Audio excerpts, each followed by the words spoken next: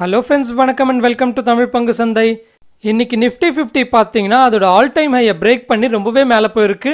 கிட்டத்தட்ட 128 points increase ஆகி 1% பாசிட்டிவ்ல 13055ல close ஆயிருக்கு.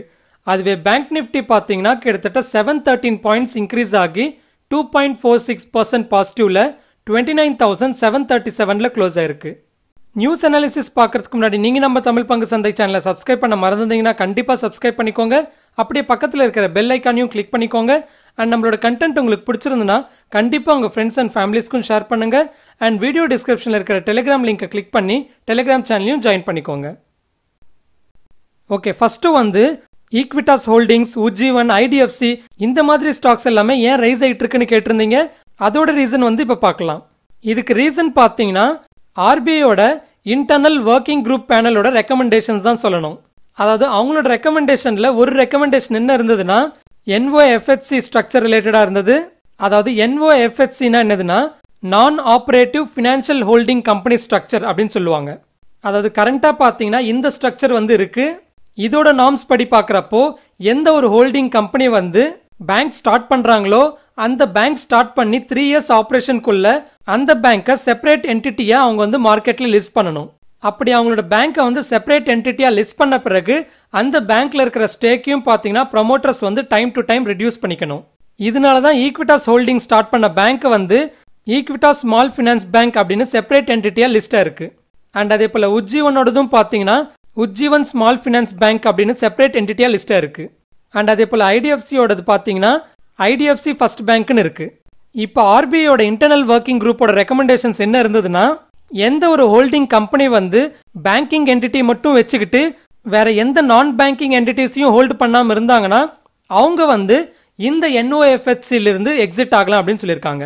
அதாவது இந்த ஸ்ட்ரக்சர்ல இருந்து எக்ஸிட் ஆகலான்றதுக்கு மீனிங் என்னதுன்னா அந்த ஹோல்டிங் கம்பெனிஸ் வந்து அவங்களோட பேங்க்ஸை செப்பரேட் என்டிட்டியா வச்சுக்கணும்னு அவசியம் இல்லை, ஒரே கம்பெனியா மெயின்டைன் பண்ணிக்கலாம். ஆனா கண்டிஷன் என்னன்னா எந்த ஒரு ஹோல்டிங் கம்பெனிஸ்க்கு வந்து வெறும் பேங்கிங் என்டிட்டி மட்டும் வச்சுக்கிட்டு வேற எந்த நான் பேங்கிங் என்டிட்டிஸையும் ஹோல்டு பண்ணாம இருந்தாங்கன்னா அவங்க வந்து மர்ஜ் பண்ணி ஒரே கம்பெனியா மெயின்டைன் பண்ணிக்கலாம் அப்படின்னு சொல்லியிருக்காங்க. ஸோ அப்படி பார்க்குறப்போ ஈக்விட்டாஸ் ஹோல்டிங்ஸுக்கு பார்த்தீங்கன்னா ஈக்விட்டாஸ் ஸ்மால் ஃபினான்ஸ் பேங்க் மட்டும்தான் இருக்கு. அதே போல உஜ்ஜீவனுக்கு பார்த்தீங்கன்னா உஜ்ஜீவன் ஸ்மால் ஃபினான்ஸ் பேங்க் மட்டும்தான் இருக்கு. ஆனா ஐடிஎஃப்சிக்கு பார்த்தீங்கன்னா ஏஎம்சி பிசினஸும் இருக்கு. ஸோ இந்த ரெக்கமெண்டேஷன்ஸ் வந்து இம்ப்ளிமெண்ட் ஆச்சுன்னா ஈக்விட்டாஸ் ஹோல்டிங்ஸ் பார்த்தீங்கன்னா அவங்களோட ஈக்விட்டாஸ் ஸ்மால் ஃபினான்ஸ் பேங்கை மர்ஜ் பண்ணிக்கலாம். அதே போல உஜ்ஜீவன் பாத்தீங்கன்னா உஜ்ஜீவன் ஸ்மால் ஃபினான்ஸ் பேங்கை அவங்களோட மர்ஜ் பண்ணிக்கலாம். அதுவே ஐடிஎஃப்சி பாத்தீங்கன்னா அவங்களோட ஏஎம்சி பிசினஸை செல் பண்ணாங்கன்னா அப்போ அவங்க கிட்ட எந்த நான் பேங்கிங் என்டிட்டிஸ் இல்லாததுனால அவங்க வந்து அவங்களோட ஐடிஎஃப்சி ஃபர்ஸ்ட் பேங்கை மர்ஜ் பண்ணிக்கலாம். இப்படி ஹோல்டிங் கம்பெனிஸ் வந்து அவங்களோட பேங்க்ஸை மர்ஜ் பண்ணிக்கிறதுனால அவங்களுக்கு என்ன லாபம்னு பாத்தீங்கன்னா ஹோல்டிங் கம்பெனிஸோட இப்ப இருக்கிற மார்க்கெட் கேபிட்டல் பாத்தீங்கன்னா இன்க்ரீஸ் ஆகும். ஸோ அதனால இப்ப இருக்கிற பிரைஸ் வந்து டிஸ்கவுண்டட்ல இருக்கிற மாதிரி அர்த்தம். ஸோ ஈக்விட்டாஸ் ஹோல்டிங்ஸ் பாத்தீங்கன்னா அவங்களோட பேங்கை மர்ஜ் பண்ணுவாங்கன்ற பட்சத்தில் அவங்களோட இப்ப பிரைஸ் பாத்தீங்கன்னா 42% டிஸ்கவுண்ட்ல இருக்குன்னு அர்த்தம். அண்ட் அதுவே உஜ்ஜீவனும் அவங்களோட பேங்கை வந்து மர்ஜ் பண்ணிக்கிட்டாங்கன்னா உஜ்ஜீவனோட ஷேர் பிரைஸ் பாத்தீங்கன்னா இப்போ 38% டிஸ்கவுண்ட்ல இருக்குன்னு அர்த்தம். அண்ட் அதே போல ஐடிஎஃப்சி வந்து அவங்களோட ஏஎம்சி பிசினஸை செல் பண்ணிட்ட பிறகு அவங்க மர்ஜ் பண்ணிக்கிட்டாங்கன்னா அதாவது அவங்களோட ஐடிஎஃப்சி ஃபர்ஸ்ட் பேங்கை ஐடிஎஃப்சியோட மர்ஜ் பண்ணிக்கிட்டாங்கன்னா ஐடிஎஃப்சியோட ஷேர் பிரைஸ் பாத்தீங்கன்னா கிட்டத்தட்ட 38% டிஸ்கவுண்ட்ல இருக்குன்னு அர்த்தம். ஆனா சில முக்கியமான விஷயத்த நம்ம கவனிக்கணும். ஃபர்ஸ்ட் பாத்தீங்கன்னா ஆல்ரெடி இதோட ஷேர் பிரைஸ் எல்லாமே 20 to 25% வந்து ரைஸ் ஆயிருக்கு. ஸோ அப்படி பாக்குறப்போ இன்னும் 42% இல்ல 38% எக்ஸ்பெக்ட் பண்ணக்கூடாது. அண்ட் அதே போல இன்னும் முக்கியமா பாத்தீங்கன்னா இதெல்லாமே வந்து ஆர்பிஐயோட இன்டர்னல் ஒர்க்கிங் குரூப் பேனலோட ரெக்கமெண்டேஷன்ஸ் மட்டும்தான். இந்த ரெக்கமெண்டேஷன்ஸை வந்து ஆர்பிஐ அக்செப்ட் பண்ணணும். அப்படி ஆர்பிஐ அக்செப்ட் பண்ணி அனௌன்ஸ் பண்ணாலும் ஹோல்டிங் கம்பெனிஸ் வந்து அவங்களோட பேங்க்ஸை மர்ஜ் பண்ணியே ஆகணும்ன்ற ஒரு கட்டாயம் இல்லை. ஸோ இந்த ஹோல்டிங் கம்பெனிஸ் வந்து அவங்களோட பேங்க்ஸை மர்ஜ் பண்ணுவாங்கன்றத பொறுத்து இந்த வேல்யூவேஷன்ஸ் எல்லாமே ஜஸ்டிஃபையா இருக்கான்னு தெரியும். ஸோ ஒருவேளை ஆர்பிஐ வந்து இந்த ரெக்கமெண்டேஷன்ஸ் அக்செப்ட் பண்ணலன்னா இப்போ ஷேர் பிரைஸ் ரைஸ் ஆனது எல்லாமே பார்த்தீங்கன்னா மறுபடியும் ஃபாலோ ஆக ஆரம்பிக்கும். ஸோ இந்த ரெக்கமெண்டேஷன்ஸை நம்பி மட்டுமே நீங்க என்டர் ஆறீங்கன்னா இதுல ரிஸ்க் இருக்குன்றதையும் நீங்க தெரிஞ்சுக்கணும். ஓகே, அடுத்து வந்து உஜ்ஜீவன் ஸ்மால் ஃபினான்ஸ் பேங்க் பத்தி பார்க்கலாம். இவங்க வந்து இந்த ஆர்பிஐயோட ரெக்கமெண்டேஷன்ஸை பத்தி கமெண்ட் பண்ணியிருந்தாங்க. அதை பத்தி என்ன சொல்லியிருந்தாங்கன்னா ஆல்ரெடி ஆர்பிஐ நிறைய வாட்டி இந்த என்ஓஎஃப்ஹெச்சி ஸ்ட்ரக்சரை கேன்சல் பண்ண சொல்லி கேட்டுக்கிட்டு தான் சொல்லியிருக்காங்க. அப்படி இந்த ஸ்ட்ரக்சரை கேன்சல் பண்ணா ரிவர்ஸ் மர்ஜர் தான் வந்து பெஸ்ட் ஆப்ஷன் அப்படின்னு சொல்லியிருக்காங்க. அதாவது ரிவர்ஸ் மர்ஜர்னா என்னதுன்னா எப்படி ஹோல்டிங் கம்பெனில இருந்து பேங்கை செப்பரேட்டா பிரிக்கிறாங்களோ அப்படியே பழையபடி பேங்கை வந்து அவங்களோட ஹோல்டிங் கம்பெனியோட மர்ஜ் பண்ணுறதா பார்த்தீங்கன்னா ரிவர்ஸ் மர்ஜர் அப்படின்னு சொல்லுவாங்க. ஸோ அப்படி ரிவர்ஸ் மர்ஜர் பண்ண பிறகு ஒரு ஆப்ரேட்டிங் பிஸ்னஸ் மட்டும்தான் இருக்கும் அப்படின்னு சொல்லியிருக்காங்க. அடுத்து அவங்களோட பேங்கை பற்றி பேசுகிறப்ப என்ன சொல்லியிருந்தாங்கன்னா, லோன் க்ரோத்தை பற்றி கமெண்ட் பண்ணணும்னா இந்த ஃபிஸ்கல் இயரோட செகண்ட் ஆஃப் வரைக்கும் வெயிட் பண்ணணும் அப்படின்னு சொல்லியிருக்காங்க. அதாவது மார்ச் 2021 வரைக்கும் வெயிட் பண்ணாதான் கரெக்டான லோன் க்ரோத்தை வந்து சொல்ல முடியும் அப்படின்னு சொல்லியிருக்காங்க. அண்ட் அதே போல் பேங்கோட கலெக்ஷன்ஸ் வந்து இம்ப்ரூவ் ஆயிருந்தாலும் சில ஸ்டேட்ஸில் வந்து ஸ்ட்ரெஸ்ஸை ஃபீல் பண்ணுறோம் அப்படின்னு சொல்லியிருக்காங்க. அது எந்தெந்த ஸ்டேட்ஸ்னு பார்த்தீங்கன்னா Assam, Punjab, west Bengal and Maharashtra. So இந்தந்த ஸ்டேட்ஸில் வந்து கலெக்ஷன்ஸில் வந்து சில ஸ்ட்ரெஸ்ஸை ஃபீல் பண்ணதா சொல்கிறாங்க. அண்ட் அதே போல் கேபிட்டல் ரைஸ் பண்ணுறதுக்கு எந்த ஒரு பிளானும் இப்போதைக்கு இல்லை அப்படின்னு சொல்லியிருக்காங்க. ஸோ இந்த கமெண்ட்ஸில் வந்து பாசிட்டிவான இன்ஃபர்மேஷன் விட ஓரளவுக்கு நெகட்டிவான இன்ஃபர்மேஷன் இருந்ததுனால தான் பார்த்தீங்கன்னா இவங்களோட ஷேர் ப்ரைஸ் இன்னைக்கு ஓரளவுக்கு நெகட்டிவாக ரியாக்ட் இருந்தது. ஓகே, அடுத்து வந்து பயோகான் கம்பெனி பற்றி பார்க்கலாம். பயோகான் கம்பெனியோட ஒரு சப்சிடரி கம்பெனி தான் பார்த்தீங்கன்னா பயோகான் பயாலஜிக்ஸ். இந்த பயோகான் பயாலஜிக்ஸ் கம்பெனியை ஐபிஓ வழியாக செப்பரேட்டாக லிஸ்ட் பண்ணணுன்ற பிளான் வந்து 2-3 இயர்ஸில் வச்சிருக்கிறதா சொல்கிறாங்க. ஆனால் அதுக்கு முன்னாடி நல்ல ஒரு வேல்யூ ஆடை கிரியேட் பண்ணணுன்றதுக்காக நிறைய குளோபல் இன்வெஸ்டர்ஸோட பேசி ஃபண்டை வந்து ரைஸ் பண்ணிட்டு இருக்காங்க. ஸோ இப்போ வந்து ஏடிக்யூ, அதாவது அபுதாபி கவர்மெண்ட்டோட சாவரின் வெல்த் ஃபண்ட் கிட்ட வந்து ஃபண்ட்ஸ் ரைஸ் பண்ணுறதுக்காக பேச்சுவார்த்தை நடத்திக்கிட்டு இருக்கிறதா சொல்கிறாங்க. இப்போ தான் ஒரு 2-3 வாரத்துக்கு முன்னாடி கோல்ட்மேன் சாக்ஸ் கிட்ட இருந்து கிட்டத்தட்ட $150 மில்லியன் வர்த்துள்ள ஃபண்டை வந்து ரைஸ் பண்ணியிருந்தாங்க.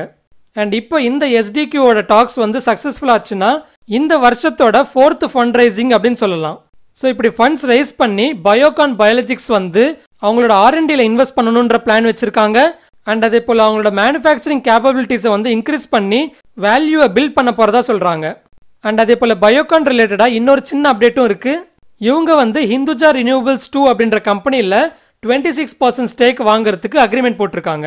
இந்த ஹிந்துஜா ரினியூவபிள் 2 கம்பெனி வந்து கர்நாடகாவில் இருக்கிற பவர் பிளான்ட்ல பவர் ஜென்ரேட் பண்றாங்க. ஸோ இந்த கம்பெனியில் 5.92 crores 26% ஸ்டேக்கை வந்து வாங்குறதுக்கு அக்ரிமெண்ட் போட்டிருக்காங்க. ஆக்சுவலாக இந்த இன்வெஸ்ட்மெண்ட்ன்றது ஒரு பெரிய இன்வெஸ்ட்மெண்ட் இல்லை. ஆனால் அவங்களோட கோர் பிஸ்னஸை தாண்டி இதில் ஏன் இன்வெஸ்ட் பண்ணாங்கன்னு கேட்டதுக்கு ஜஸ்ட் ரினியூவபிள் பேஸ்டு பவர் கன்சம்ஷனை என்ஹான்ஸ் பண்ணுறதுக்கு தான் வந்து இந்த அக்விசிஷன் பண்ணுறோம் அப்படின்னு சொல்லியிருக்காங்க. அடுத்து கோல் இண்டியா பற்றி பார்க்கலாம். கோல் இண்டியா வந்து அவங்களோட காஸ்ட்டை கட் பண்ணுறதுக்காக அடுத்து 4 இயர்ஸில் வந்து சோலார் பவர் ப்ராஜெக்டில் 5,650 crores இன்வெஸ்ட் பண்ண போகிறதா சொல்லியிருக்காங்க. அதாவது கோல் இண்டியா பார்த்தீங்கன்னா உலகத்திலே லார்ஜஸ்ட் கோல் மைனர் அப்படின்னு சொல்லலாம். இவங்களோட ஆனுவல் பவர் கன்சம்ஷனோட எக்ஸ்பென்ஸே பார்த்தீங்கன்னா அவங்களோட ஆனுவல் காஸ்ட்ல 4.4% கான்ட்ரிபியூட் பண்ணுதுன்னு சொல்றாங்க. ஸோ இந்த காஸ்ட்டை கட் பண்றதுக்காக 14 சோலார் ப்ராஜெக்ட்ஸ் வந்து 3000 மெகாவாட்ஸ் கெப்பாசிட்டிக்கு அடுத்து மார்ச் 2024 5,550 crores இன்வெஸ்ட் பண்ணி பில்ட் பண்ண போறதா சொல்லியிருக்காங்க.